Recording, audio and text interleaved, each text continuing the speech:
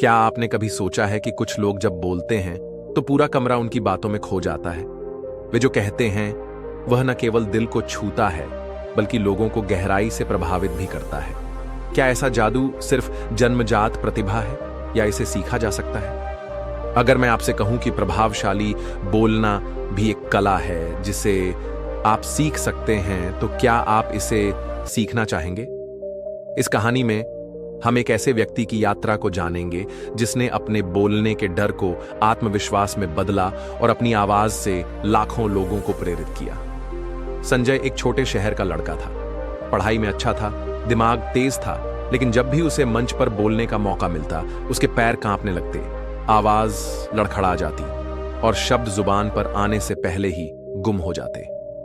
Class में जब भी कोई सवाल पूछा जाता उसका मन करता कि वह जवाब दे, लेकिन डर के कारण वह चुप रह जाता। कॉलेज में भी यही हाल रहा। जब भी उसे प्रेजेंटेशन देना होता वह किसी न किसी बहाने से बचने की कोशिश करता, लेकिन किस्मत को कुछ और ही मंजूर था।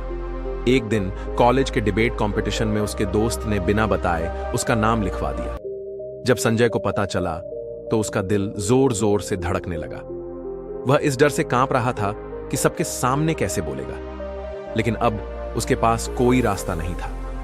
डिबेट का दिन आया। वह मंच पर चढ़ा, लेकिन जैसे ही बोलने के लिए मुंह खोला उसकी आवाज कांप गई। कुछ शब्द बोले भी, लेकिन कोई प्रभाव नहीं पड़ा। दर्शकों में से कुछ लोग हंसने लगे। वह शर्मिंदा होकर मंच से उतर गया। उस दिन के बाद संजय ने खुद को कमरे में बंद कर लिया। उसे लगा कि वह कभी भी बोलने की कला में निपुण नहीं हो पाएगा, लेकिन तभी उसकी मुलाकात एक ऐसे व्यक्ति से हुई जिसने उसकी जिंदगी बदल दी। उसका नाम था आचार्य रमेश। रमेश जी ने संजय को समझाया, बेटा, दुनिया में कोई भी जन्म से अच्छा वक्ता नहीं होता। यह एक कौशल है जिसे सीखा और निखारा जा सकता है।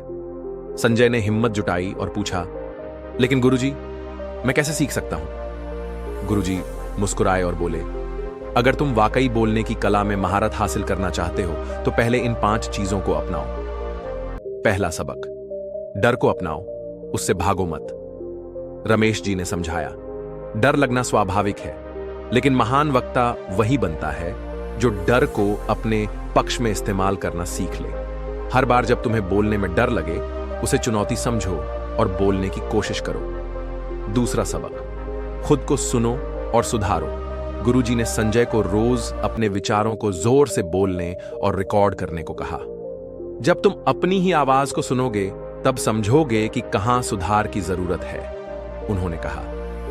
तीसरा सबक, कहानियों की ताकत। लोग तथ्यों को भूल सकते हैं, लेकिन कहानियों को नहीं। गुरुजी ने संजय से कहा, अगर तुम अपनी बातों को कहानी के रूप में कहोगे तो लोग न सिर्फ सुनेंगे बल्कि याद भी रखेंगे। चौथा सबक, शरीर की भाषा को समझो। तुम जो कहते हो उससे ज्यादा महत्वपूर्ण है कि तुम उसे कैसे कहते हो। तुम्हारी आवाज, हाव भाव और आत्मविश्वास ही तुम्हारे शब्दों को प्रभावशाली बनाते हैं, गुरुजी ने बताया। पांचवा सबक, अभ्यास, अभ्यास और अभ्यास। गुरुजी बोले, कोई भी एक दिन में महान वक्ता नहीं बनता। हर दिन अभ्यास करो, चाहे शीशे के सामने हो या दोस्तों के बीच। संजय ने गुरुजी की सीख को अपनाया। उसने हर दिन खुद को बोलने की चुनौती दी। उसने छोटे समूहों में बोलना शुरू किया, फिर बड़े मंचों पर। धीरे धीरे उसका डर खत्म हो गया और उसकी आवाज में एक नया आत्मविश्वास आ गया।